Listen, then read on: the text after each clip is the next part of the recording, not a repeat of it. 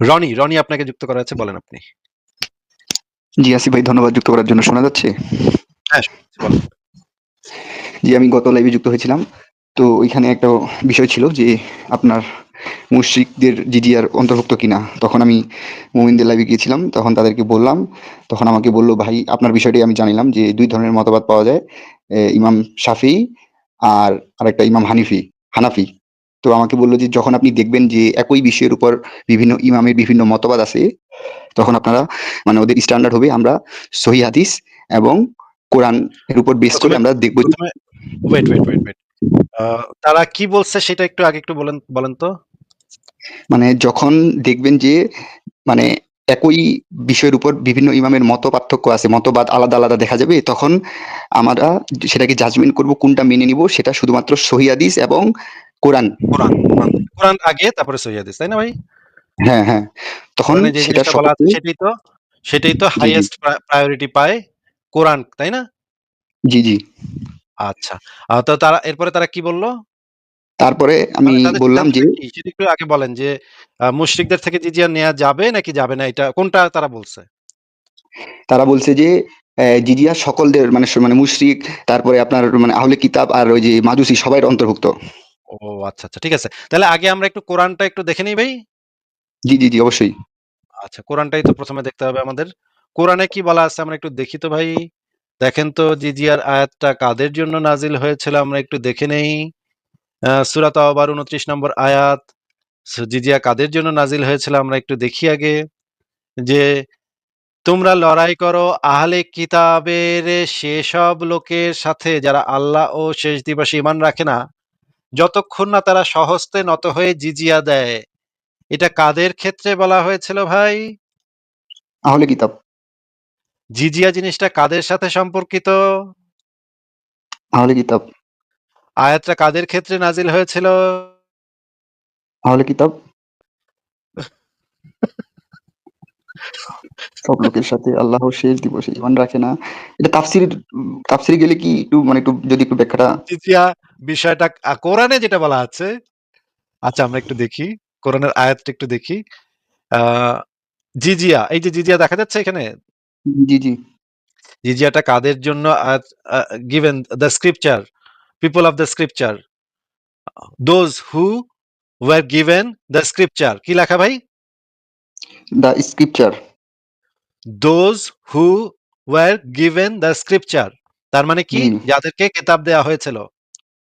জি, জিজিয়াটা একমাত্র জিজিয়ার আয়াত হচ্ছে যেটা যাদেরকে কেতাব দেওয়া হয়েছিল তাদের সম্পর্কে বলা হয়েছে। ইংরেজি অনুবাদে দেখেন, fight those fight against those who do not believe in Allah in the last man considered lawful religion of truth Islam who were given the scripture। এই আয়াতটা তো টোটালটাই স্ক্রিপচার যাদেরকে দেওয়া হয়েছিল তাদের সম্পর্কে বলা হচ্ছে। আশ্চর্য কথাবার্তা ভাই, আশ্চর্য কথাবার্তা বলেন ভাই, আমি হতভম্ব। কিভাবে এরকমের বাটপারি কিভাবে সম্ভব বুঝতেছি না। কোরআনে এই জিজিয়া জিনিসটা আহলে কিতাবের সাথে সম্পর্কিত করে দেয়া হয়েছে, এবং তারা যদি আপনাকে এরকমের কোনো রেফারেন্স দেখায় যে তারা মাজুসিদের কাছ থেকে, মোহাম্মদ মাজুসিদের কাছ থেকে জিজিয়া নিয়েছিল, হ্যাঁ, এই রকমের কিছু রেফারেন্স পাওয়া যায় যেখানে মোহাম্মদ মাজুসিদের কাছ থেকে জিজিয়া নিয়েছিল, কিন্তু সেটা নিয়েছিল সূরা তাওবা নাজিলের আগে। সূরা তাওবা নাজিলের পরে মুশরিকদের সাথে সমস্ত সম্পর্ক ছিন্ন হয়ে গেছে। আল্লাহ পাক মুশরিকদের উপর থেকে সমস্ত দায় দায়িত্ব তুলে নিছে। এরপরে আর কোন মুশরিকের সাথে উপরে কোনো দায় দায়িত্ব আল্লাহ বা তার রাসূলের নাই। এই জিনিসটা সূরা তাওবার বেশিরভাগ তাফসীরে এই জিনিসটা খুব স্পষ্টভাবে বলা আছে যে সূরা তাওবা হচ্ছে সম্পর্কচ্ছেদের আয়াত, তরবারির আয়াত। সূরা তাওবা নাজিলের পর তো মুশরিকদের কাছ থেকে কোনো জিজিয়া নেওয়ার কোনো প্রশ্নই ওঠে না। একটা মাত্র সেক্টর আছে, যে এই যে অগ্নি উপাসক যাদেরকে মাজুসি বলা হয়, এদের ক্ষেত্রে হযরত আলী যেই গল্পটা বলছিল যে তাদের এক পূর্বপুরুষ নাকি ভাই মানে ভাই বোন করছিল, মানে বিয়ে করছিল, এই কারণে তারা তাদেরকে আদমের অনুসারী হিসেবে করছিল, যে তারাও আহলে কিতাব। এদের এই যুক্তি দেখায় তাদের উপর থেকে জিজিয়াটা হালাল করছিল। কিন্তু মুশরিকদের সাথে তো জিজিয়ার কোনো সম্পর্কই নেই। এখানে তো পরিষ্কারভাবে লেখা, সূরা তওবা নাজিলের আগে মক্কার মুশরিকদের থেকেও জিজিয়া নেওয়া হয়েছিল, কিন্তু সূরা তওবা নাজিলের মাধ্যমে তো সমস্ত মুশরিকের সাথে সমস্ত সম্পর্ক ছিন্ন হয়ে গেল। সূরা তওবা নাজিলের পরে কোন মুশরিকের কাছ থেকে, মাজুসি ছাড়া কোন মুশরিকের কাছ থেকে জিজিয়া নেওয়া হয়েছে সেটা একটু দেখান তো আমাদেরকে। মাজুসি ছাড়া। সূরা তওবা নাজিলের পরে মাজুসি ছাড়া কোন মুশরিকের থেকে জিজিয়া নেওয়া হয়েছে কিনা সেটা একটা রেফারেন্স দেখান। না, না ভাই, এটা তো আমার ইয়া না। আমি আরকি ডিসকাস করতে গেছিলাম। তো তারা আমাকে, আমি তো ভাই মানে এটা আপনি যে আমাকে এখন এভিডেন্সটা দেখাইলেন, এটা তো আমি অবগত ছিলাম না। তখন আমাকে তারা এটার আরে মানে তাদের আশ্চর্য! এই সপক্ষে। বিষয়ে জিজিয়া নিয়ে কথা হুম, বলতে হুম। গেলেই তো সূরা তওবার ২৯ নম্বর আয়াত আনতে হবে। এটাই তো জিজিয়ার আয়াত ভাই। আয়াতে কি কেউ পড়ে নাই নাকি? এটা কিভাবে সম্ভব যে জিজিয়ার যে কোরআনের আয়াত এটাই কেউ না পইড়া এটা নিয়ে কথাবার্তা মানে হয়ে গেছে। এটা কিভাবে সম্ভব? আমি তো এটা বুঝলাম না। জি ভাই, আমি তো অবজ্ঞ, মানে এই বিষয়টা আমার জানা নাই। তো আমাকে যেহেতু দেখায়নি, সেহেতু আমি তো জানিও না যে এটা আছে কিনা। এটা তো মানে তাদের দেখানো উচিত ছিল। আশ্চর্য, আশ্চর্য! মানে জিজিয়া নিয়ে কথা বলা শুরুই তো করতে হবে সূরা তওবার ২৯ নম্বর আয়াত দিয়া, তাই না? জি। সূরা তওবার ২৯ নম্বর আয়াত তো আহলি কিতাবদের ক্ষেত্রে নাজিলকৃত আয়াত। আশ্চর্য ভাই! আমি তো মেজাজটা কেমন লাগে মানে আচ্ছা ভাই, আমাকে একটা তারা মানে দিছে, আমি আপনার বলি এটা আমি। আপনার বুংসুং বুঝায় দিল আর আপনি বুংসুং বিতে চলে আইলেন। ভুংচুং একটা হাদিস দেখাইছিল, সহিহ হাদিস। ওইখানে একটু মোটামুটি ক্লিয়ার ভাবে বলা আছে। আর আরেকটা রেফারেন্স দিছিল, হাদিস তো যেখানে আছে রেফারেন্সটা আমি বের করতে পারিনি। মাজুসিদের কাছ থেকে জিজিয়া জি, জি। নিছিল, মুহাম্মদ মাজুসিদের কাছ থেকে জিজিয়া নিছিল। এটা আছে তো হাদিস। এটা তো কোনো সমস্যা নাই। কিন্তু এটা তো সূরা তওবা নাজিলের আগে এবং সূরা তওবা নাজিলের পরেও মাজুসিদের থেকে জিজিয়া নেওয়া হয়েছিল। খুলাফায়ে রাশিদিনের আমলেও মাজুসিদের কাছ থেকে একমাত্র জিজিয়া নেওয়া হয়েছিল। এটার কারণ হিসেবে ব্যাখ্যা করছিল হযরত আলী। আপনাকে আমি দেখাচ্ছি। এটা দেখেন ভাই, হযরত আলী যে এই ব্যাখ্যাটা দিছিল, এই ব্যাখ্যাটা দেয়াটাই তো প্রমাণ করে যে আ কোন না কোনভাবে তাদেরকে আহলে কিতাব সাব্যস্ত করতে হবে। আহলে কিতাব যদি সাব্যস্ত করা না যায় তাহলে তাদের কাছ থেকে জিজিয়া নেয়াটা যায় না। এই কারণে হযরত আলী তাদের মানে আচ্ছা আপনাকে আমি একটু দেখাচ্ছি। একটু দেখেন।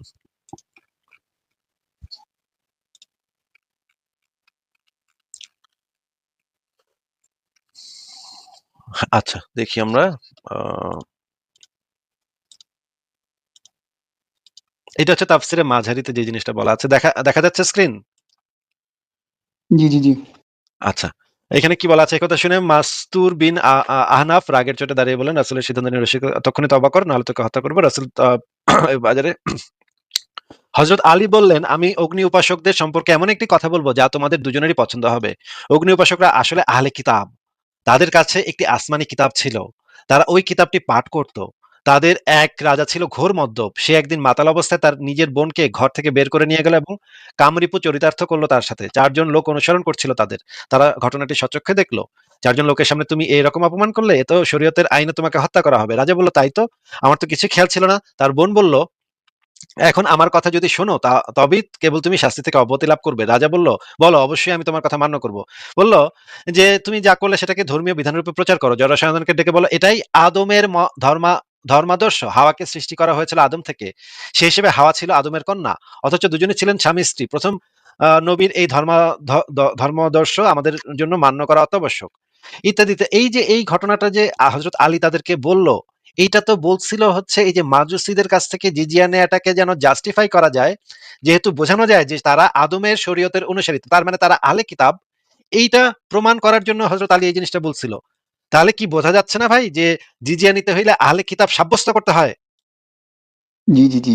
আমাকে আরেকটি উদাহরণ দিছিল।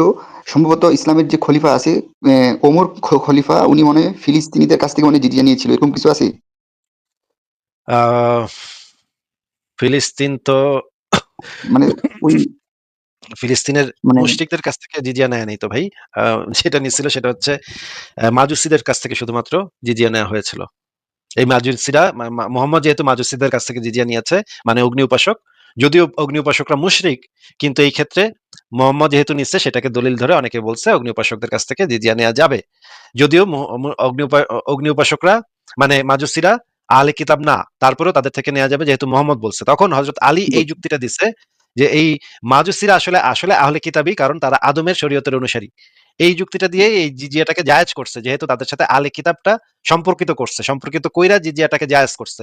নইলে সম্পর্কিত না করলে সূরা তাওবার ২৯ নম্বর আয়াত তো ভায়োলেট হয়। কারণ জিজিয়াটা তো আহলে কিতাবের সাথে সম্পর্কিত। আর ভাই, আলীর এই বক্তব্যটা কোন কিতাবে, কোন খণ্ডে পাবো এটা আমি? অনেকগুলা গ্রন্থে আছে, তাফসিরে মাঝারিতে আছে, তাফসিরে জালালাইনে আছে, অনেক জায়গাতে আছে এই জিনিসটা। কিন্তু এইটা তো এই জিনিসটা তো আবার এইটা তো আবার সহিহ হাদিস খুঁজেন না, কারণ এটা তো সহিহ হাদিস হয় না, কারণ এটা তো হচ্ছে গিয়ে একটা বর্ণনা, এটা একটা তারিখ গ্রন্থের বর্ণনা। এখানে দেখেন তো কি লেখা? ইমাম আবু হানিফা বলেছেন, আরব অনারব সকল ইহুদি খ্রিস্টানদের নিকট থেকে জিজিয়া আদায় করা যাবে, অনারব মুশরিকদের নিকট থেকেও জিজিয়া গ্রহণ করা যাবে, তারা অগ্নি পূজক হোক অথবা মূর্তি পূজক, মুরতাদের ধর্মত্যাগীদের নিকট থেকে জিজিয়া নেওয়া যাবে না। ইমাম আবু ইউসুফ বলেছেন, আরববাসীদের নিকট থেকে পুরোপুরি জিজিয়া গ্রহণ করা যাবে না, তারা ইহুদি খ্রিস্টান মূর্তি পূজক অগ্নি পূজক যেই হোক না কেন জিজিয়া আদায় করতে হবে কেবল অনারব আহলে কিতাব ও মুশরিকদের নিকট থেকে। এখানে আরো বিস্তারিত ব্যাখ্যা করা আছে, তবে মুরতাদ ও কুরাইশ মুশরিকদের নিকট থেকে জিজিয়া নেওয়া যাবে না। ইমাম শাফি বলেছেন ব্যক্তির উপর জিজিয়া আরোপ করা যাবে না, ইত্যাদি ইত্যাদি। এখানে তো অনেক রেফারেন্স আমার এখানে দেয়া আছে, সংশয়.com এ দেয়া আছে। আপনি আচ্ছা ঠিক আছে, আপনি বলেন, আপনার যেটা বক্তব্য আছে সেটা আপনি বলেন। জি, তারা আমাকে একটা বলল যে জামিউল আহকাম আল কুরআন তাফসির কুরতুবী থেকে ১১০/৮ এটা যখন একটা আরবি একটা সেন্টেন্স দেখায় আমাকে এই শেষে এটা বলল এখানে গেলে আপনি পাবেন। কিন্তু আমি এটা বুঝতে পারিনি যে কিভাবে কি বুঝেছি যে তাফসির কুরতুবীর ১১০/৮ এটা কি ১১০ নম্বর সূরার ৮ নম্বর আয়াত না কোনো আইনশাস্ত্র গ্রন্থ থেকে এটা বলেই দেখাইলো না কি এটা আমি বের করতে পারিনি আরকি। এটা একটা আরকি তারা হয়তোবা কোরআনের কোনো কিছু এখানে এভিডেন্স হিসাবে আমাকে বলছিল আরকি। কোরআনে তো জিজিয়ার আয়াত তো ওই একটা ভাই, একটাতে এটা হচ্ছে আহলে কিতাবের সাথে সম্পর্কিত আয়াত। এছাড়া জিজিয়ার আয়াত আছে বলে তো আমি জানি না। এছাড়া কি আর জিজিয়ার কোনো আয়াত আছে? জি, তাইলে আমি এটা জিজ্ঞাসা করব এটা আমাকে কি বুঝিয়েছে এই যে তাফসির কুরতুবীর ১১০/৮। আর আরেকটা বিষয় হচ্ছে ভাই তখন আমি আপনার একটা তাফসিরে কুরতুবীতে কি জিনিসটা কি আছে সেটা একটু বলেন, যে একটা হাদিস আছে নাকি কি আছে? না উনি একটা আরবি লাইন দেখাইছে। আরবি লাইনে কি বলতেছে? সেটার ভিতরে কি আছে? জিনিসটা কি? হাদিস নাকি কোরআনের আয়াত? এটা মেবি মানে কোরআনের আয়াত হবে। তাহলে হাদিস না মানে এক লাইন হাদিস হবে। কোরআনের আয়াতটা তো কোরআনে নিশ্চয়ই আছে। তাহলে বলেন কত নম্বর আয়াত সেটা? মানে এটা আমি এখন আপনাকে কেমনে বুঝাই? মানে ওইখানে লাইনটা উনি বলল, বলার পরে বলতেছে এই যে আপনি জামিউল আহকাম আল কুরআনে তাফসির কুরতুবী ১১০/৮ লেখা আছে ওইখানে। বলে এখানে গেলে পাবেন। যেটা এখন আমি সিউরলি বলতে পারতেছি না এটা কি কোনো ইমামের বক্তব্য নাকি কোরআনের আয়াত? মানে এটা 100% সিউর দিয়ে বলতে পারতেছি না। আমি আবার জিজ্ঞাসা করব তাহলে ভাই এটা কি বুঝিয়েছে আমাকে? আচ্ছা, আমি আপনাকে যে রেফারেন্স গুলা গতদিন দেখাইছিলাম, বেশিরভাগ দেখাইছিলাম হচ্ছে গিয়ে আশরাফুল হিদায়া গ্রন্থ থেকে, তাই না? হ্যাঁ, হ্যাঁ, হ্যাঁ। আশরাফুল হিদায়া আর আশরাফুল ইয়া থেকেও হিদায়া গ্রন্থ, দেখাইছিলেন। ওই যে আশরাফুল হিদায়া আল গ্রন্থ, বিদায়ান নাহার। না আল বিদায়া ওয়ান নিহায়া থেকে কোনো রেফারেন্স দেখাইছি বলে মনে পড়ে না। আমি যেটা দেখাইছি আশরাফুল হিদায়া থেকে, তাফসিরে মাঝারি থেকে, তাফসিরে জালালাইন থেকে। আপনাকে আমি জিজ্ঞেস করতে চাচ্ছি যে আল হিদায়া গ্রন্থটা, এই গ্রন্থটা কি গ্রন্থ একটু যদি বলতেন। এটা হইলো আপনার ইসলামের আইন বিষয় গ্রন্থ আরকি। আইন ফিকের গ্রন্থ, তাই না? হ্যাঁ, হ্যাঁ, হ্যাঁ। এখন আইন কানুনগুলা যে তৈরি হয়েছে সেগুলো তো কোরআন হাদিস এই দুটোর উপর ভিত্তি করে গড়ে উঠছে, তাই না? জি, জি। তাহলে এই বইটাতে যদি এরকমের থাকে তাহলে সেইটাই তো মানে ধরেন বিভিন্ন জন বিভিন্ন মতামত দিচ্ছে, এক একটা বিষয় সম্পর্কে বিভিন্ন জন বিভিন্ন মতামত দিচ্ছে। এই বিভিন্ন জি, মতামতগুলা আহ নানাভাবে সংশোধিত হইয়া, নানাভাবে কাটছাঁট হইয়া আইন গ্রন্থে যেটা যে পর্যন্ত আসছে, যেটা আসছে আইন গ্রন্থে, সেটাই তো ইসলামের হুকুমত নাকি? জি, যদি আইনে পরিণত হয়, মনে করেন সংসদে ৩০০ জন সদস্য ছিল, ৩০০ জন ৩০০ মতামত দিচ্ছে, এগুলোর ভিতরে যেই আইনটা পাশ হয়ে গেছে, পাশ হওয়া আইনটাই তো আসলে ওই রাষ্ট্রের বিধান নাকি? জি। আমি আপনাকে আশরাফুল হিদায়াত থেকে দেখালাম, এই গ্রন্থটা হইতেছে একটা ফিকি গ্রন্থ, মানে হচ্ছে কি বিধান, আইন কানুনের গ্রন্থ।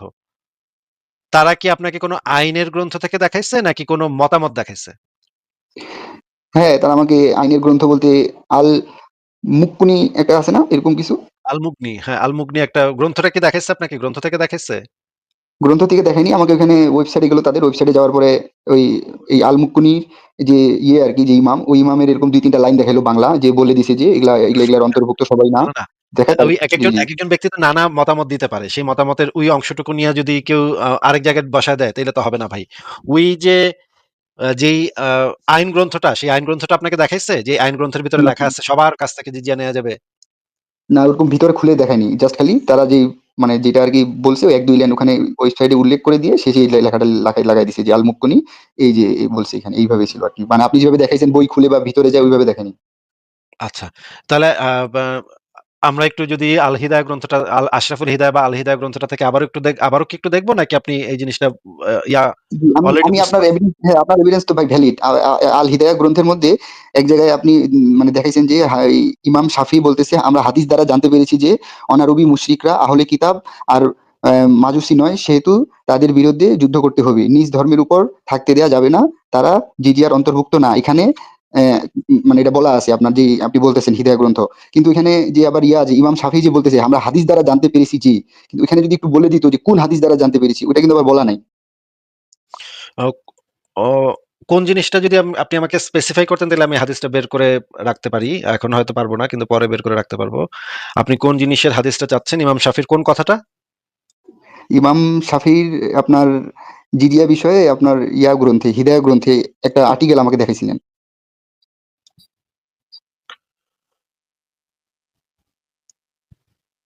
আচ্ছা, আচ্ছা, আমি এই জিনিসটা পরে তাহলে বের করে রাখবো। আপনি যদি চান তাহলে আপনি আমাকে এই জিনিসটা আমাকে করে দিয়েন, তাহলে আমি এই জিনিসটা পরে বের করে রাখবো, যে কোন জিনিসটা আপনার ইমাম শাফি। এখন এইটা তো বুঝতে পারতেছি না, আপনি কোন স্পেসিফিক কোন জিনিসটা চাচ্ছেন, সেটা আমি বুঝতে পারতেছি না। আপনি আমাকে একটু জানায় রাখেন, আমি পরে বের করে রাখবো না। আচ্ছা, ঠিক আছে। আর ভাই, আরেকটা বিষয় যে এটা আমি বুঝতে পারছি, মানে তারা আর কি যখন মত পার্থক্য দেখা যায় তখন তারা সহি হাদিস আর কোরআনের নিল আর কি, কিন্তু আমি তো এই 29 নম্বর আয়াতের কথা জানতাম না। আমি তাহলে তাদের সাথে আলোচনা করব। আর আরেকটা বিষয় হচ্ছে যে ওই যে আপনি যেমন আপনার ভিডিওতে আমি দেখছি বুঝলাম যে না, যার কাছে গেছিলেন সে আপনাকে বলছে যে সহিহ হাদিস এবং কোরআনের কাছে যেতে হবে, এটা বলেছে তাকে আপনাকে? হ্যাঁ, এটা তো ভাই বলছে, আপনি তো চিনেন ওনাকে, ওই যে মুশফিক মিনার। কিন্তু এই জিনিসটা তো ভাই খুবই আমি এই জিনিসটা একদম মানে হতভম্ব, যে মানে যেই জিনিসটা হচ্ছে একদম আহলে কিতাবদের সাথে সম্পর্কিত আয়াত, একদম কোরআনের ভিতরেই পরিষ্কারভাবে দেয়া আছে যে এটা আহলে কিতাবদের ক্ষেত্রে প্রযোজ্য। এইটা আপনাকে হাইড করে ফেলাইলো আপনাকে, মানে এইভাবে এই রকমের বাটপারি। আমি না একেবারে, এটা একেবারে মর্মান্তিক বাটপারি। জিজিয়ে নিয়ে কথা বলতে হলে তো সেটা তো আবার 29 নম্বর আয়াত নিয়ে দিয়ে শুরু করতে হবে, এটা হচ্ছে স্টার্টিং পয়েন্ট আলোচনার। আমি একেবারে হতভম্ব ভাই। জি ভাই। আর ওই আমি আর তারপরে আর এই যে আর এবার জি, আপনি আমাদেরকে ওই হাদিসগুলো দেখাতে পারেন যদি চান, যে তারা আপনাকে যে হ্যাঁ, জিনিস একটু আপনি দেখাইছে বের যে করেন। জি, মুশরিকদের একটু সাথে বের করেন তাহলে। মুশরিকদের কাছ থেকে মুশরিকদের কাছ থেকে জিজিয়া নিছে, এটা আপনি দেখাবেন। কিন্তু তারা মাজুসি না। আমি কিন্তু মাজুসিটা বলেই দিছি আপনাকে। আচ্ছা, মাজুসিদের ঠিক কাছ আছে। থেকে জিজিয়া নেওয়ার ব্যাপারটা আমি আপনাকে বলেই দিছি। মাজুসি বাদে আরবের মুশরিকদের কাছ থেকে মোহাম্মদ কোন জিজিয়া নিছে, এটা একটু দেখান। জি, আমাকে যে হাদিসটা তারা প্রমাণ হিসেবে মানে করছে, আমি বলতেছি সহিহ মুসলিমের হাদিস নং হচ্ছে 1731, হাদিস একাডেমি 1731। 31।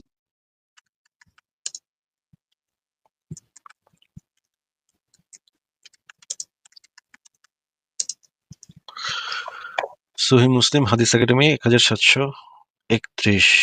হাদিস একটু বড় আছে।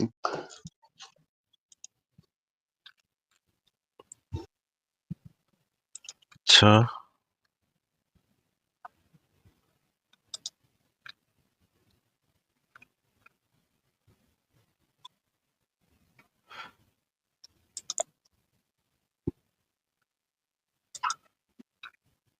আমি তো হাদিস একাডেমিতে এরকমের পাচ্ছি না ভাই। সহিহ মুসলিম তো, তাই না? জি, পাচ্ছেন না? আমি একটু শেয়ার দিই, দেখি, দেখেন, আপনি দেখে বলেন এটা কিনা। এটা তো হাদিস একাডেমি সহিহ মুসলিম দেখা যাচ্ছে। জি, আহ যান নিচে যান। 1731। এখানে তো কোনো কিছু দেখতেছি না ভাই আমি। এরকম কোনো জিজিয়া সম্পর্কিত কিছুই দেখতেছি না। আচ্ছা, আপনি তাহলে করেন ভাই, এই, উপরে যান। কোরআন পাঠের আওয়াজে মাধুর্য সৃষ্টি করা মুস্তাহাব। না, এটা না। আচ্ছা, আপনি ওই আরেকটা আমি বলি, এই অন্য হাদিসেও একই একই হাদিসটা আছে, আপনি তাহলে করেন এই সুনান ইবনে মাজা 2858। সুনান ইবনে মাজাহ 2858। এটা লিখে সার্চ দেন, দেখেন কি আছে প্রথমে। 2000 কত? 2858।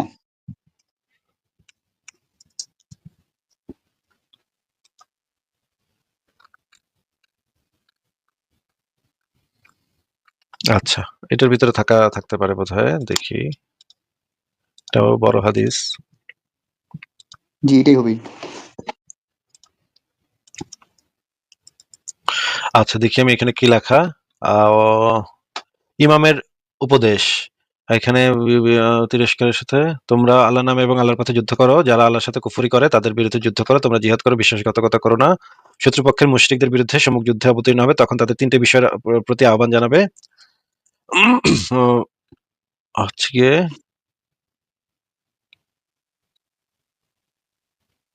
এই পয়েন্টটাই হাইলাইট করছি যে ৩টা বিষয়ের প্রতি প্রথমে আহ্বান জানাবে।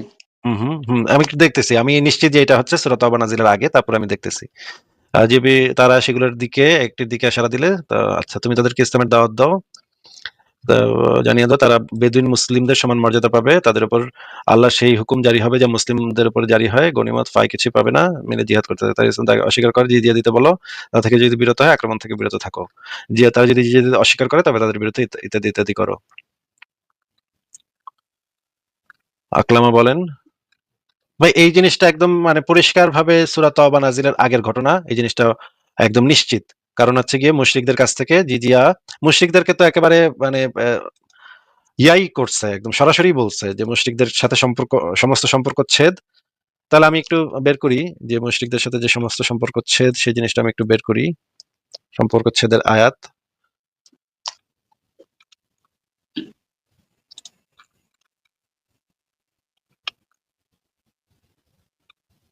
আচ্ছা,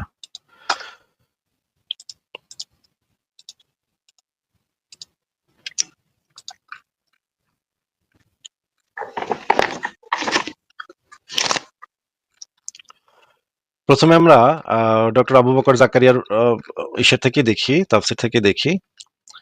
এই তাফসির গ্রন্থটা তো সূরা আত-তাওবার তাফসির, এই তাফসির গ্রন্থটা হচ্ছে ডক্টর আবু বকর জাকারিয়ার। এটা কি আপনি, আচ্ছা আমি একটু সরাসরি ইসলাম হাউস থেকে বের করি, নাহলে আপনি হয়তো মনে করবেন যে এটা হচ্ছে সূরা আত-তাওবার তাফসির, ইসলাম হাউস, সম্পাদনা ডক্টর আবু বকর মোহাম্মদ জাকারিয়া। এই জায়গা থেকে আমি একটু দেখি এই বইটা থেকে। এখানে কি লেখা আছে একটু পড়েন তো ভাই। সালাতের সাথে সাথে জাকাতের আলোচনা করেছেন। সহিহ বুখারী, মুসলিমে বর্ণিত হয়েছে, আব্দুল্লাহ ইবনু ওমর রাদিয়াল্লাহু তাআলা আনহুমা বলেন, রাসূলুল্লাহ সাল্লাল্লাহু আলাইহি ওয়াসাল্লাম বলেছেন, আমি লোকদের বিরুদ্ধে ততক্ষণ পর্যন্ত লড়াই করতে আদিষ্ট হয়েছি যতক্ষণ না তারা এই সাক্ষ্য দেয় যে আল্লাহ ছাড়া প্রকৃত কোনো উপাস্য নেই এবং মুহাম্মদ সাল্লাল্লাহু আলাইহি ওয়াসাল্লাম আল্লাহর রাসূল, এবং তারা সালাত প্রতিষ্ঠা করে, যাকাত প্রদান করে। আচ্ছা, এই আয়াতটাকে কি বলা হয় পড়েন তো, এখানে কি লেখা। এই সম্মানিত আয়াতটি হচ্ছে তরবারির জিহাদের আয়াত, যে সম্পর্কে দোহুক্কাক ইবনু মুজাহিম বলেন, হ্যাঁ, ইবনু মুজাহিম বলেন, এই আয়াতটি নবী সাল্লাল্লাহু আলাইহি সাল্লাম এবং মুশরিকদের সাথে সংগঠিত যাবতীয় চুক্তিতে রহিত করে দিয়েছে। মুশরিকদের সাথে যাবতীয়, সংগঠিত যাবতীয়, মুশরিকদের সাথে সংগঠিত যাবতীয় চুক্তিকে রহিত করে দিয়েছে এই আয়াতগুলা নাকি? জি, সকল চুক্তি এবং সকল মেয়াদকে রহিত করে দিয়েছে।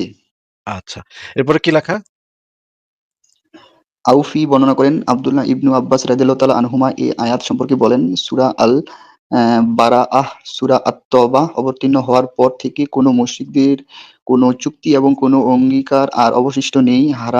হারাম মাসসমূহ অতিক্রম হওয়া, সূরা আত-তওবাহ অবতীর্ণ হওয়ার পূর্বে মুশরিকদের থেকে দায়মুক্তর নির্দেশের দিন থেকে রবিউল আখির মাসের প্রথম 10 দিন, এই 4 মাস।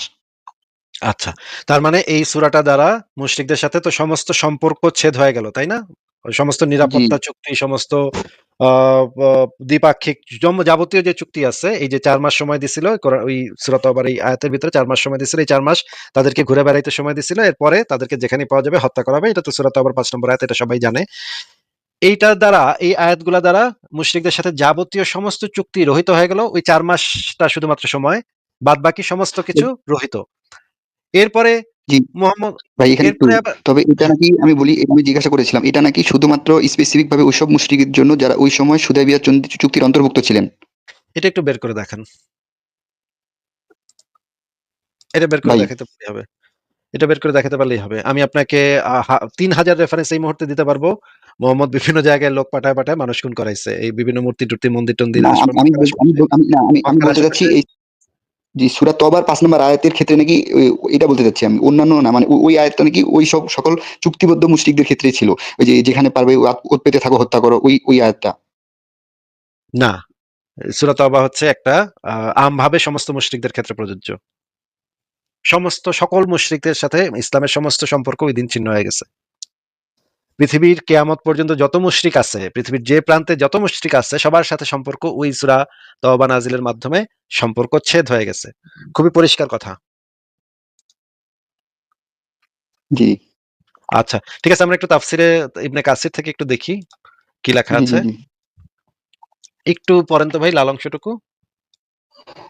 উক্ত উক্ত আয়াতংশ এবং অনুরূপ আয়াতসমূহের ভিত্তিতে আবু বকর সিদ্দিক রাদিয়াল্লাহু তাআলা আনহু সেই ভাই একটু বড় করেন। আচ্ছা,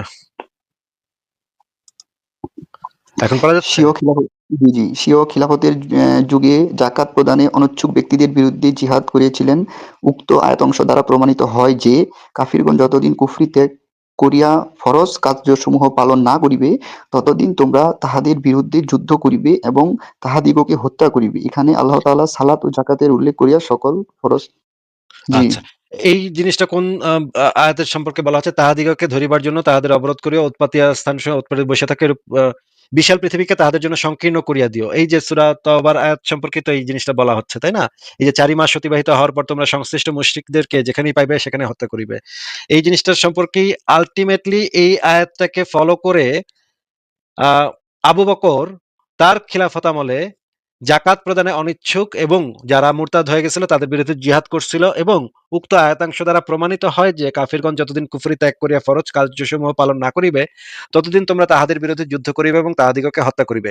তাহলে ওই আয়াতটা যদি সূরা তওবার ৫ নম্বর আয়াতটা যদি শুধুমাত্র সেই ক্ষেত্রে প্রযোজ্য হইতো ভাই, শুধুমাত্র যদি জি। সেই ক্ষেত্রে প্রযোজ্য হইতো ভাই, মক্কার কিছু গুটি কয় মুশরিক যারা চুক্তি ভঙ্গ করছিল তাদের ক্ষেত্রে যদি প্রযোজ্য হইতো ভাই, তাহলে আবু বকর তার খিলাফত আমলে তাদেরকে তো সে সময় মাইরা কেটে শেষই করছে। তাইলে আবু বকর তার খিলাফত আমলে সেই আয়াতকে ভিত্তি ধরে কিভাবে জিহাদ করলো একটু আমাদেরকে বুঝায় দেন।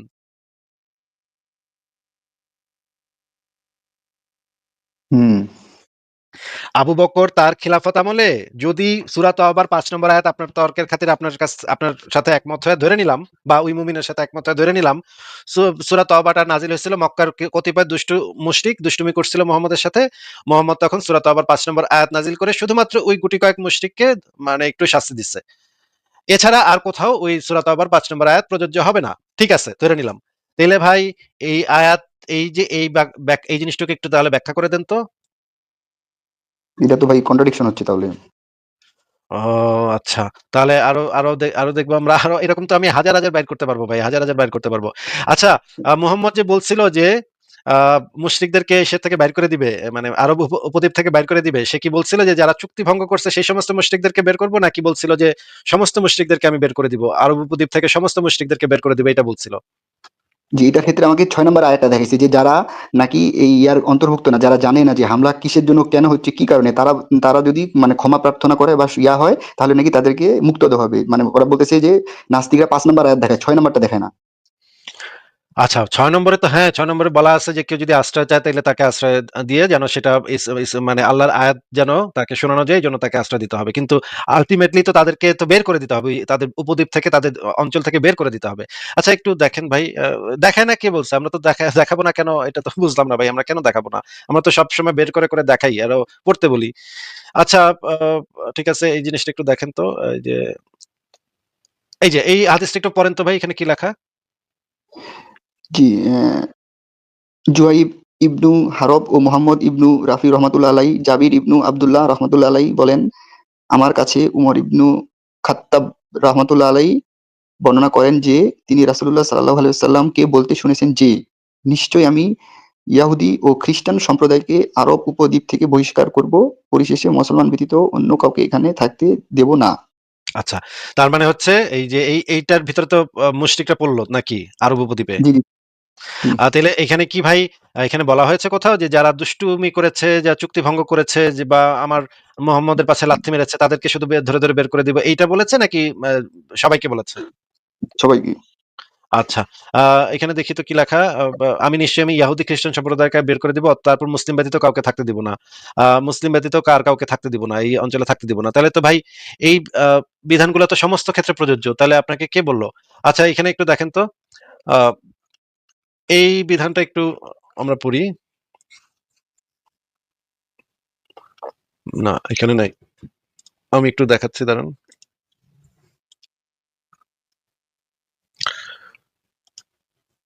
এটা একটু পড়েন ভাই এই হাদিসটা। আবু হুরাইরা রাদিয়াল্লাহু তাআলা আনহু হতে বর্ণিত, তিনি বলেন রাসূলুল্লাহ সাল্লাল্লাহু আলাইহি সাল্লাম এর মৃত্যুর পর আবু বকর রাদিয়াল্লাহু তাআলা আনহু যখন খলিফা নির্বাচিত হন, তখন আরবের কিছু সংখ্যক লোক কাফির হয়ে যায়। উমর ইবনুল খাত্তাব রাদিয়াল্লাহু তাআলা আনহু আবু বকর রাদিয়াল্লাহু তাআলা আনহুকে বললেন, আপনি এদের বিরুদ্ধে কিভাবে অস্ত্র ধারণ করবেন? অথচ রাসূলুল্লাহ সাল্লাল্লাহু আলাইহি সাল্লাম বলেছেন, মানুষ যে পর্যন্ত না আল্লাহ তাআলা ব্যতীত আর কোনো প্রভু নেই এই কথার স্বীকৃতি দিবে, সেই পর্যন্ত আমি তাদের বিরুদ্ধে যুদ্ধ করিতে আদিষ্ট হয়েছি। আর যে ব্যক্তি বলল আল্লাহ ব্যতীত আর কোনো প্রভু নেই, সে আমার থেকে তার মাল ও রক্ত জীবন নিরাপদ করে নিল। তবে ইসলামের অধিকার সম্পর্কে ভিন্ন কথা, আর তাদের প্রকৃত হিসাব নিকাশ রয়েছে আল্লাহ তাআলার দায়িত্বে। আচ্ছা ভাই, এখানে তবে ইসলামের অধিকার সম্পর্কে ভিন্ন কথা মানে কি বুঝেছি? ইসলামের অধিকার সম্পর্কে ভিন্ন কথা মানে ইসলাম যদি কোনো শাস্তি দেয়, ইসলামের শরিয়া আইনে যদি কোনো শাস্তি থাকে সেটা তো তারা পাবে।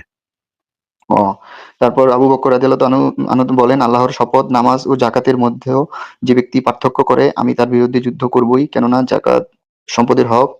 কেউ উটের একটি রশি দিতেও যদি অস্বীকার করে, যা রাসূলুল্লাহ সাল্লাল্লাহু আলাইহি সাল্লামকে দিত, আল্লাহর কসম আমি তার বিরুদ্ধে যুদ্ধ করবই। তারপর উমার ইবনুল খাত্তাব রাদিয়াল্লাহু তাআলা আনহু বলেন, আল্লাহর শপথ, আমি দেখতে পেলাম আল্লাহ যেন যুদ্ধের জন্য আবু বকরের অন্তর উন্মুক্ত করে দিয়েছেন। অতঃপর আমি বুঝতে পারলাম যে তার সিদ্ধান্তই যথার্থ। আচ্ছা, একটু আমাদেরকে একটু বলেন তো যে এখানে যে লা ইলাহা ইল্লাল্লাহ না বলা পর্যন্ত কিতাল করতে আদেশপ্রাপ্ত হয়েছি, এইটা আবু হুম। বকরের আমলে কি এই ঘটনাটা, এই হাদিসের যে বর্ণনাটা, এই ঘটনাটা কোন সময়ের? এটা তো একটা মনে হয় যুদ্ধের নাকি? না, এটা তো আবু বকরের খিলাফত আমলের ঘটনা, তাই না? এই যে দেখেন আবু বকর জি, যখন খলিফা নির্বাচিত হন, তার মানে আবু বকর তখন খলিফা নাকি? জি, জি। তখন তো ভাই মানে নবী মোহাম্মদ এটা কোরআনের পরেই। মোহাম্মদ তো ততদিনে মারা গেছে নাকি? জি, জি, জি, মারা গেছে। তার মানে আবু বকর তখন খলিফা। এখন উমর আইসা আবু বকরের বলতেছে যে নবী তো বলছিল যে আল্লাহ ব্যতীত কোনো প্রভু নেই, এই কথা স্বীকৃতি না দেওয়া পর্যন্ত তাদের বিরুদ্ধে কিতাল করতে আদিষ্ট হয়েছি। এইটা জি, শুই না তখন আবু বকর তরবারি হাতে তুলে নিল, বলল হ আমি সবাই মেরালাম এখন। সবাই কেউ যদি আমার একটা উটের দড়িও দিতে অস্বীকার করে একের মেরালাম। যেই মানুষ, যেই ইসলামের হুকুমত জাকাত প্রদানে অস্বীকার করার একটা উটের দড়িও যদি কেউ দিতে অস্বীকার করে তারে পর্যন্ত মাইরা ফেলার হুকুম দিতেছে, আপনি কি বলতে চাচ্ছেন যে মুশরিকদেরকে জিজিয়া নিয়ে সেখানে থাকতে দিছে ইসলাম? এত ভাই, মানে তেল হইছে ইসলামের পাশে, কি এত তেল হইছে? একটু বলেন তো ভাই, আমি তো বুঝতেছি না। জি ভাই, এটা তো ভাবার বিষয়। মানে যেই ইসলাম মুসলমানদেরকে থাকতে দিবে না, যদি জাকাত অস্বীকার করে, একটা দড়িও যদি কেউ দিতে অস্বীকার করে তারে পর্যন্ত মাইরা লাবে, আর আপনি মুমিনের কাছ থেকে শুনে আসছেন যে মুশরিকরা থাকতে দিবে? আই হ্যাঁ, কয় কি ভাই, আমি তো পুরা মুশরিকরা জিজিয়া নিয়ে থাকতে দিবে? সূরা তওবা নাজিলের পরে কোন মুশরিক, আমি আপনি যেই রেফারেন্সটা দেখাচ্ছেন সেটা সূরা তওবা নাজিলের পরে, সেই জিনিসটা আমার কাছে ক্লিয়ার হয়নি। আপনি কি আর কোন রেফারেন্স দেখাতে পারেন যে সূরা তওবা নাজিলের পরে মুহাম্মদ কোন মুশরিকের কাছ থেকে, মাজুসি বাদে কোন মুশরিকের কাছ থেকে জিজিয়া নিছে দেখাতে পারবেন? না, এটা আপাতত পারতেছি না। যেহেতু একটা আপনাকে যেটা দেখালাম হাদিসটা, ওইটা তো আপনি বললেন যে এটা সূরা তওবা নাজিলের আগের হাদিস।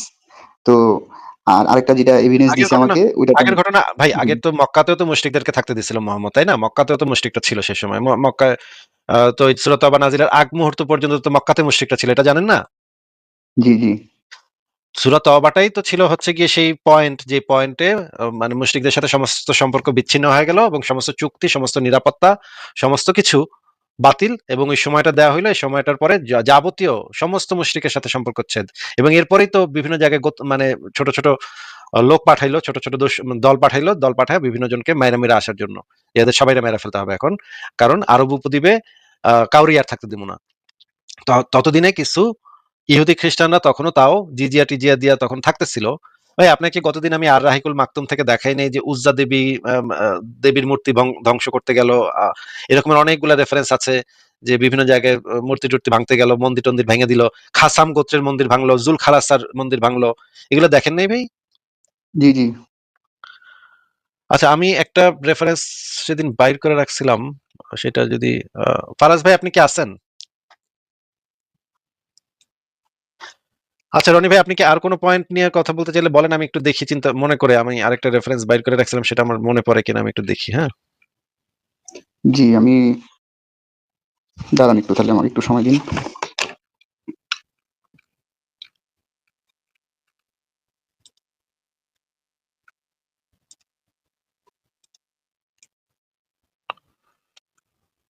হয়ে গেল কই? রনি, হ্যাঁ, আপনাকে যুক্ত আবারও করছি। আপনি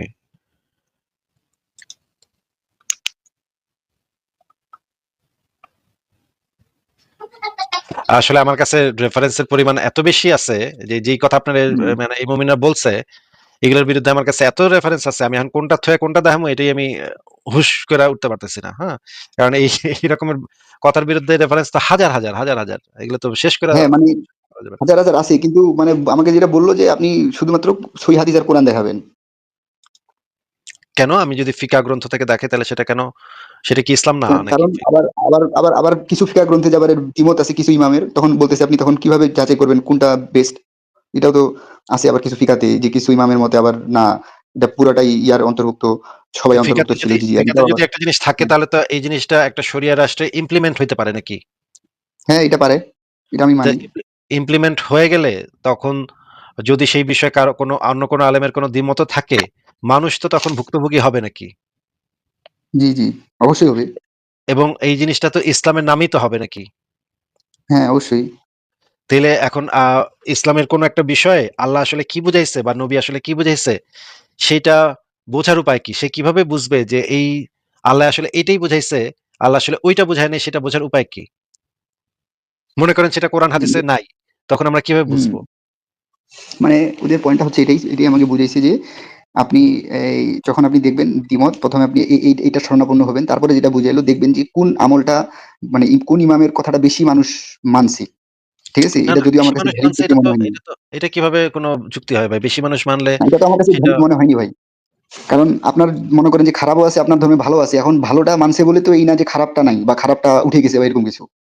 তাই না? মনে এখন করেন আপনি একজন খারাপটা মানলো। সেও তো ইসলাম ফলো করেই তো মানছে নাকি? জি, তো ওইটা তো ইসলামের ভিতরেই আছে। তো সে নিজে থেকে তো এটা বানায়, বানায় ফলো করে নাই নাকি? জি। তাইলে তো তারটাকে হয়তো আপনি মানতেছেন না। কিন্তু সেটা তো ইসলামের দলিলের ভিতরে তো সেই জিনিসটা আছে। হ্যাঁ, অবশ্যই আছে। তাইলে তো আচ্ছা কি আর বলবো? আচ্ছা বলেন আর কি কিছু বলার আছে? আমি কয়েকটা রেফারেন্স আপনাকে দেখাবো ভাবছিলাম। কিন্তু আমার না এই মুহূর্তে আপনার কথা শুনে আমি এমনই বেকুব হয়ে গেছি যে এই যে আ আ মুশরিকদের থেকে জিজিয়া নেয়া যাবে বা হচ্ছে গিয়ে কি বললেন? মানে যেটা হচ্ছে কোরআনে পরিষ্কারভাবে বলা আহলে কিতাবদের কথা। এই রকমের কেউ কথা কইতে পারে এটাই আমি না মানে একদম বেকুব। বুঝছেন? এখন আমি আপনাকে শত, শত রেফারেন্স বাইর করে দেখাইতে পারি কিন্তু আমি তো আসলে বেকুব হয়ে গেছি কথা শুনে। আর কি কোন পয়েন্ট আছে আপনার? না, এই বিষয়টাই, এই জিনিসটাই আপনাকে আমার জানানো ছিল আরকি। মানে মানে যে জিজিয়া গ্রহণের ক্ষেত্রে। আচ্ছা তাহলে তো আপনার কাছে তো অনেকগুলা এই যারা এই কথা বলছে তাদের কাছে তো নিশ্চয়ই অনেকগুলো সহিহ হাদিস আছে যে সূরা তওবা নাজিলের পরেও মুহাম্মদ মক্কার আশেপাশে যে মুশরিকরা ছিল তাদের থেকে জিজিয়া নিয়ে তাদেরকে থাকতে দিছে। সুখে শান্তিতে মিলেমিশে তারা ভাই ভাই হয়ে গলাগলি করে বসবাস করছে। এরকম কি আরেকটা সহিহ হাদিস দেখাতে পারবেন যেটা সূরা তওবা নাজিলের পরে বোঝা যায় যেন হাদিসটা পড়লে যে এটা সূরা তওবা নাজিলের পরে এবং মুহাম্মদ এবং মুশরিক সবাই গলাগলি করে বসবাস করতেছে। এরকম কি আছে কিছু? না ভাই, আমাকে এভিডেন্স হিসেবে ওরা ৪ টা জিনিস দেখাইছে। ৪ টার মধ্যে একটা হাদিস দেখাইছে যেটা আমি আপনাকে বললাম, আপনি বের করলেন। আর বাকি ৩ টার মধ্যে ২ টা দেখাইছে হইলো ইসলামী বিশ্বকোষ, ওই যে আইন গ্রন্থ, আর ওই যে আল মুক্কুনি থেকে ওই যে ২ টা ইমামের ২ টা বক্তব্য দেখাইলো।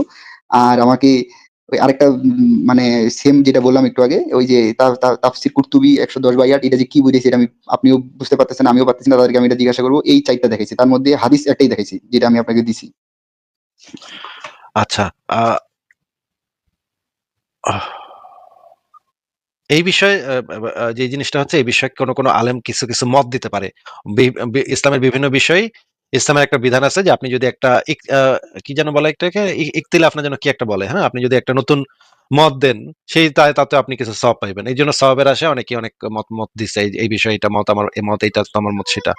কিন্তু যেই আইনগুলা ইমপ্লিমেন্ট হইছে সেই আইনগুলা আরেকটু গুরুত্বপূর্ণ। কারণ হচ্ছে গিয়ে সেইগুলা আইন হিসেবে প্রণয়ন হইছে। সেগুলা যাচাই বাছাই করার পরে সেই জিনিসগুলাকে আইন হিসেবে প্রণয়ন করা হইছে। এই কারণে সবসময় আপনি যেটা দেখবেন যে আইন গ্রন্থটাতে কি লেখা আছে এই বিষয়ে। আমি যেটা জানি আমি আপনাকে সেই রেফারেন্স গুলো দেখাইছিও যে মুশরিকদের কাছ থেকে সাধারণভাবে কোনো জিজিয়া হয় না। কিন্তু মুহাম্মদ মাজুসীদের কাছ থেকে জিজিয়া নিচ্ছিল এরকমের কিছু হদিস পাওয়া যায়। এই কারণে হযরত আলী আবার এটাকে জাস্টিফাই করছিল এটা বইলা যে তারা আদমের শরীয়তের অনুসারী। এই লাইনটা তৈরি করে তখন আহলে কিতাব হিসেবে সাব্যস্ত করে তাদের কাছ থেকে জিজিয়া নিচ্ছে। আর হযরত ওমর যখন মিশরে গেছে, মিশর কিন্তু আরব উপদ্বীপের বাইরে। তখন কিন্তু সে জিজিয়া নিতে অস্বীকার করছে। মুশরিকদের কাছ থেকে শুধুমাত্র ২ টা অপশন দিছিল। মুশরিকদের মাইরা ফেলবো অথবা তোমরা ইসলাম কবুল করো। আপনি যদি চান তাহলে এটা একটু সার্চ করে দেখতে পারেন। নিজে সার্চ করে দেখেন যে হযরত ওমর যখন মিশরে গেছিল তখন সে মুশরিকদের কাছ থেকে জিজিয়া নিতে অস্বীকার করছিল। এই রেফারেন্সটা আমার কাছে ছিল কিন্তু এই মুহূর্তে আমার মনে পড়তেছে না এটা আমি কোথায় রাখছি এই জিনিসটা আমার এই মুহূর্তে মনে নাই। এই কারণে আমি আপনাকে দেখাতে পারতেছি না। কিন্তু আপনি যদি নেক্সট লাইভে আসেন তখন আমি জোগাড় করে রাখবো।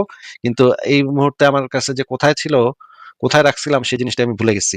আর যদি আপনার কোনো পয়েন্ট থাকে তাহলে বলতে পারেন, নাহলে আপনাকে বিদায় জানাই রনি ভাই। এটা তাহলে আপনি আমাকে নেক্সট এই ইয়াটা দেখাইয়েন ভাই, আমি আসবো। আর সেক্ষেত্রে আমি আরেকটা মানে জিনিস আপনাকে একটু জিজ্ঞেস করি। আরেকটা জিনিস একটু জিজ্ঞেস করি। আপনার কাছে এই জিনিসগুলা কিরকম লাগে যে ধর্মের ভিত্তিতে মানুষকে মানুষে একটা রাষ্ট্রের আন্ডারে কিছু মানুষ আছে তাদের মধ্যে ধর্মের ভিত্তিতে বৈষম্য সৃষ্টি, যে এক এক মানুষের রাইট এক এক রকম হবে। তুমি খ্রিস্টান, তুমি ইহুদি, তুমি হিন্দু, তুমি বৌদ্ধ, এরকমের একটা রাষ্ট্র ব্যবস্থা আপনি আশা করেন নাকি? আপনি আশা করেন এরকম একটা রাষ্ট্র ব্যবস্থা যেখানে ধর্মটা মোটেও গুরুত্বপূর্ণ হবে না, আপনার কাজ কি আপনার কাজের উপরে ভিত্তি করে আপনাকে মূল্যায়ন করা হবে। আপনি যদি ভালো মানুষ হন তাহলে আপনাকে রাষ্ট্র আপনাকে সুবিধা দিবে। আর যদি আপনি ধরেন ট্যাক্স ট্যাক্স ফাঁকি দিচ্ছেন তাহলে বা চুরি বাটপারি করছেন, আপনাকে রাষ্ট্র আপনার কাজের উপরে ভিত্তি করে আপনাকে মূল্যায়ন করবে, আপনার ধর্মের উপরে ভিত্তি করে না।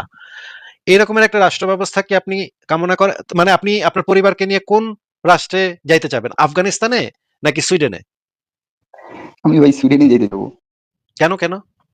কারণ মনে করেন যে ধর্মের উপর ভিত্তি করে কোনো নিজস্ব কোনো ধর্মের কোনো আইন চাপিয়ে দেওয়া, আমি মনে করি এটা ভাই ব্যক্তি স্বাধীনতায় হস্তক্ষেপ, হরণ করা।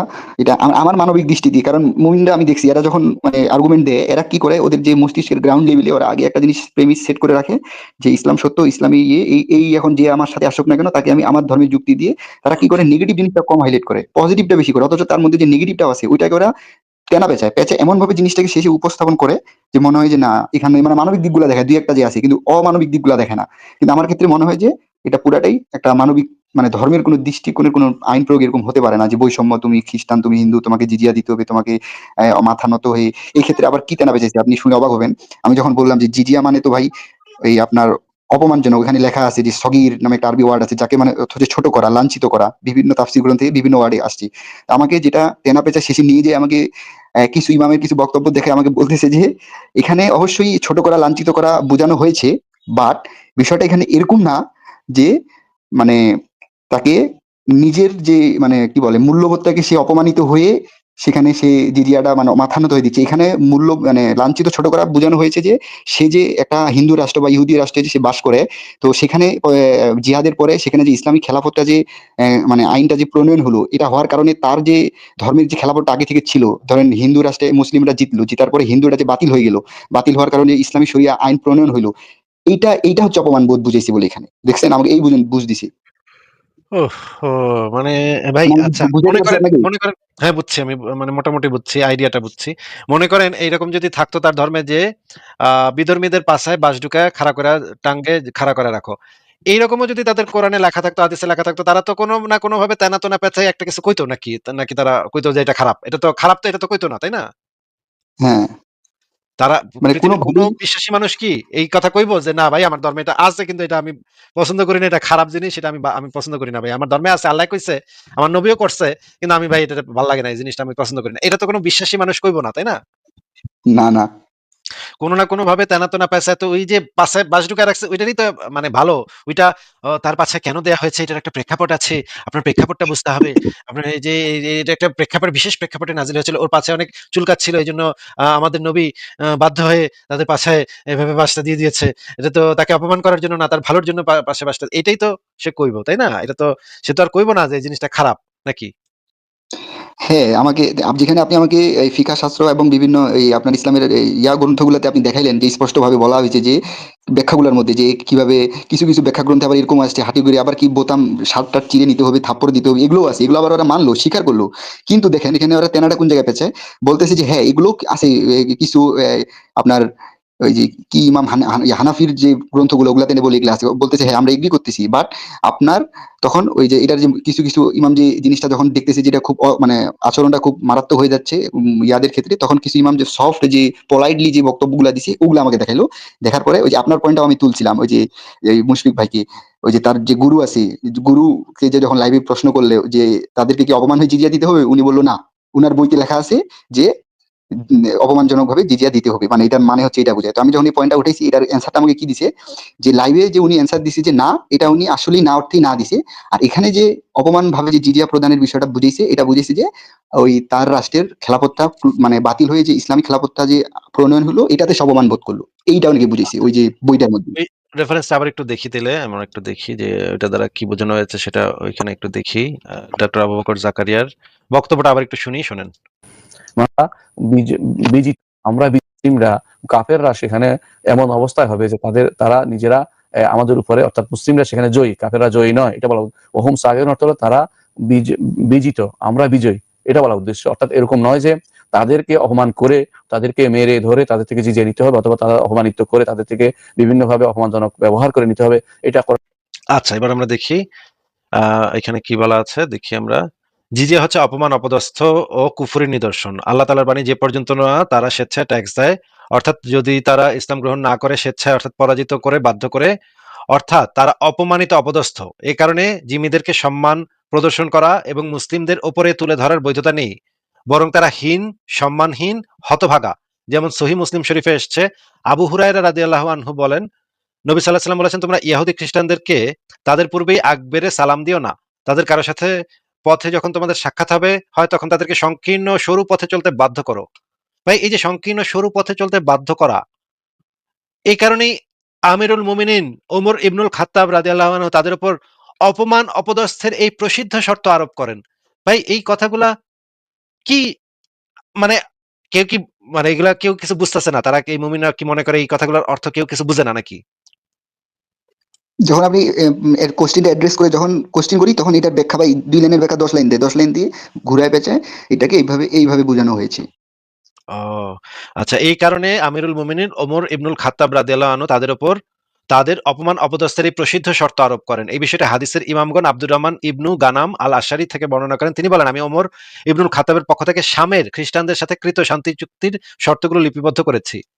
আচ্ছা, আমরা একটু শামের ইয়াগুলো একটু দেখি। আহ দাঁড়ান। আচ্ছা, আপনাকে এই এই আরেকটু আলোচনা করি, কারণ এই জিনিসটা নিয়ে আলোচনা করার দরকার আছে। আপনাকে একটু প্রথমে আপনি একটু বলেন তো যে অমুসলিমদের সাথে তো বন্ধুত্ব করা, অন্তরঙ্গ বন্ধুত্ব করা যাবে না, এটা তো আপনি জানেন নিশ্চয়ই। জি, জি। এখন আপনাকে দেখতেছি আমি আলমগীরও বক্তব্য আছে। এখন শামের যে শাম দেশের, মানে শাম বলতে সিরিয়া বোঝায়। শাম দেশের সিরিয়া না, হ্যাঁ সিরিয়াই বোধহয়। শাম দেশের অমুক অমুক এই যে এটা হচ্ছে ওমর ইবনুল খাত্তাব যে শাম দেশের সাথে যে চুক্তিটা করছিল, সেই চুক্তিটার চুক্তিনামা। এখানে আমরা একটু দেখি এখানে কি কি লেখা আছে।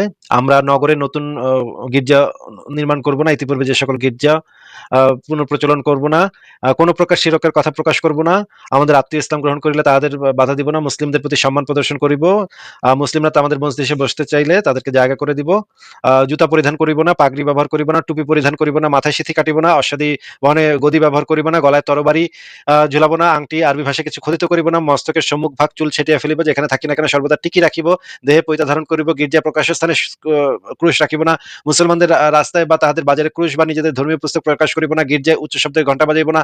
ভাই, কিছুই তো করতে পারবে না, কিছুই তো করতে পারবে না। এই চুক্তি করছিল হযরত ওমরের সাথে। এখন আপনাকে আমি আশরাফুল হিদায়াহ গ্রন্থ থেকে দেখাই, দারুল ইসলামে গির্জা উপাসনার নতুনভাবে প্রচলন তৈরি করা জায়েজ নাই। এখন পর্যন্ত তো এই জিনিসটা নাই। সৌদি আরবে তো এখন পর্যন্ত কেউ নতুন কোনো আপনি প্রকাশ্যে কোনো অন্য কোনো ধর্ম পালন করতে পারবেন না। এখন পর্যন্ত নাই। তাহলে এইখানে তো এই জিনিসগুলো একদম পরিষ্কারভাবে দেয়া আছে। আচ্ছা, আমরা একটু এই ভিডিওটা, যদি আপনি এই ভিডিওটা কি আপনি আগে দেখছেন? জি, জি দেখছি। আচ্ছা, তাহলে এই ভিডিওটা স্কিপ করলাম। এই ভিডিওটা যেহেতু দেখছেন, অমুসলিমদের ধর্ম প্রচারের অধিকার নেই। আপনি আমাদেরকে একটু বলেন তো, একজন অমুসলিম কি একটা চাকরি মানে উচ্চ পদে চাকরি নিতে পারবে? বলেন তো, কি মনে হয়? অবশ্যই পারবে। হ্যাঁ? অবশ্যই তো পারার কথা, কেন পারবে না? আচ্ছা, দেখি আমরা একটু দেখি। একজন অমুসলিমের কিন্তু যোগ্যতা থাকলেও সে কিন্তু কোনো উঁচু পদ, যেই পদে ইয়া আছে, আ আ যেই পদে কর্তৃত্ব করা যায়, কোনো কিছুর উপর মনে করেন একটা স্কুলের হেডমাস্টার। এই পদে কিন্তু কোনো অমুসলিম যাইতে পারবে না। দেখেন এখানে কি লেখা আছে? এটা হচ্ছে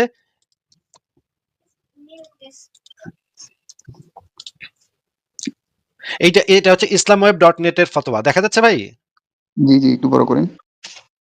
এইখানে যে জিনিসটা লেখা আছে আমি বাংলা করছি। বাংলাটা আপনাকে আমি দেখাবো। Is it permissible to appoint Christians to have positions of authority in Muslim countries? মানে পজিশন অফ অথরিটি, যে সমস্ত পজিশনে, যে সমস্ত পদে একটা অথরিটি থাকে, সেই পজিশনে কি একজন খ্রিস্টানকে অ্যাপয়েন্ট করা যাবে? এটা প্রশ্ন করছে। দেখা যাচ্ছে? জি, জি। আচ্ছা, আমরা দেখি এটার বাংলা অনুবাদ আমি করছি এআই দিয়ে। এখানে বলা হচ্ছে ফতোয়া একজন মুসলিম রাষ্ট্রে কাফেরদেরকে ক্ষমতাসীন পদে, এটা ভাবানুবাদ, এটা আক্ষরিক অনুবাদ না। মুসলিম রাষ্ট্রে কাফেরদেরকে ক্ষমতাসীন পদে বসানো যাবে কিনা? কোন একটা পাওয়ার অফ অথরিটি মানে হচ্ছে কি প্রধান, মানে মনে করেন প্রধান উপদেষ্টা, প্রধান বিচারক যেই পদে থাকলে মানুষ অন্যের উপরে কর্তৃত্ব আরোপ করতে পারে। প্রশ্ন, খ্রিস্টানকে কোন পদে কর্তৃত্বপূর্ণ বা শাসনপূর্ণ পদে নিয়োগ দেওয়া বৈধ, জায়েজ কিনা? এখানে পরিষ্কারভাবে বলা আছে, দেখেন। এসব দলিলের আলোকে ফতোয়ার উপসংহার দ্বারা অবিশ্বাসী কাফের তাদের যে কোনো মতবাদ বা উপদলি হোক কোন রকম শাসন, কর্তৃত্ব, দায়িত্বশীল বা ক্ষমতাশীল পদে বসানো, যার সাথে কর্তৃত্বের সাথে বিষয় জড়িত, শরীয়তের দৃষ্টিতে সর্বসম্মতিক্রমে হারাম। মুসলিম রাষ্ট্রে কোনো ক্ষমতার আসনে তাদের নিয়োগ দেওয়া বৈধ নয়। দেখা যাচ্ছে ভাই? জি, আচ্ছা, এখানে ইংরেজিটাও দেখি। Thus we conclude that it is unanimously prohibited to assign disbelievers irrespective of their sects and beliefs to position of authority. মানে হচ্ছে কোনো পজিশন অফ অথরিটিতে যাওয়া যাবে না। মানে উঁচু পদে আপনি তাদেরকে কোনো হেডমাস্টার, কোনো সচিব, এই সমস্ত কোনো পদে কোনো অমুসলিম থাকতে পারবে না। আচ্ছা, আপনি একটু বলেন তো ভাই, যে একটা মানে শরিয়া রাষ্ট্রে একটা মুসলমান যদি একজন জিম্মি বা একজন জিজিয়া দানকারী একজন ব্যক্তিকে হত্যা করে ফেলে, তার কি তার জন্য কি হবে বলেন তো? তার জন্য কি মৃত্যুদণ্ড আছে? মুসলমান হত্যা করলে তো মৃত্যুদণ্ড, জেল হইতে পারে। আচ্ছা, দেখেন, মুসলমান যদি কাফেরকে কাফের যদি মুসলমানকে হত্যা করে তাহলে তো অবশ্যই কাফেরকে মৃত্যুদণ্ড দিতে হবে। কিন্তু মুসলমান যদি কাফেরকে হত্যা করে তাহলে কিন্তু মৃত্যুদণ্ড নাই। দেখেন একটু। কিন্তু মুসলিমরা কেন ইসলাম থেকে মুখ ফিরাবে? কেন? ইসলাম তো আমাকে সম্মানিত করেছে। আপনি জানেন একটা ইসলামের মুসলিমের সম্মান কি? কোন মুসলিম যদি মিস্টেক বশত কোন কাফেরকে হত্যা করে ফেলে, রাষ্ট্রের ক্ষমতা নাই যে হত্যার বদলে হত্যা কেসাস করে কোন মুসলমানকে হত্যা করতে পারে। আল্লাহ বলছে এটা আমার বিধানে নাই। এটা একটা মুসলিমের মর্যাদা। কিন্তু সেই ইসলাম পেয়ে আপনি ধর্মটাকে যা ইচ্ছা তাই ভেবে নষ্ট করে দিচ্ছেন কেন? আচ্ছা, আমরা একটু যদি আমরা এই বিষয়ে হাদিসগুলা দেখি, এই সম্পর্কে অসংখ্য হাদিস আছে। এই যে দেখেন, আবু বকর জাকারিয়ারই মানে এই যে প্রচুর বাংলাদেশে প্রচলিত শিরক, বিদআত, কুসংস্কার পর্যালোচনা, এইখানে যে জিনিসটা বলা আছে, শিরক চর্চা করে তাদের রক্ত মুসলমানদের জন্য হালাল, হত্যাযোগ্য। ভাই, এই জিনিসটা কি দেখা যায় ভাই? রনি ভাই, এটা কি দেখা যাচ্ছে? জি, দেখা যাচ্ছে ভাই। ভাই, এই কথাটা একটা ছোট কথা, কিন্তু এই কথাটা কত মারাত্মক কথা। এটা কি, মানে এটা কে বলছে? এটা ডক্টর আবু বকর জাকারিয়ার বইতে লেখা এটা। এই যে দেখেন, ও, আমি বের করে দেখাচ্ছি।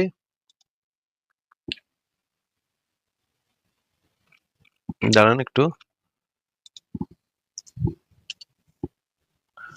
এটা একদম ইসলাম হাউস থেকে প্রকাশিত। বাংলাদেশের প্রচলিত শিরক, বিদআত, কুসংস্কার পর্যালোচনা, সম্পাদনা ডক্টর আবু বকর মোহাম্মদ জাকারিয়া। দেখা যাচ্ছে ভাই, ইসলাম হাউস থেকে প্রকাশিত। এটা কিন্তু যেই সেই প্রকাশনী না।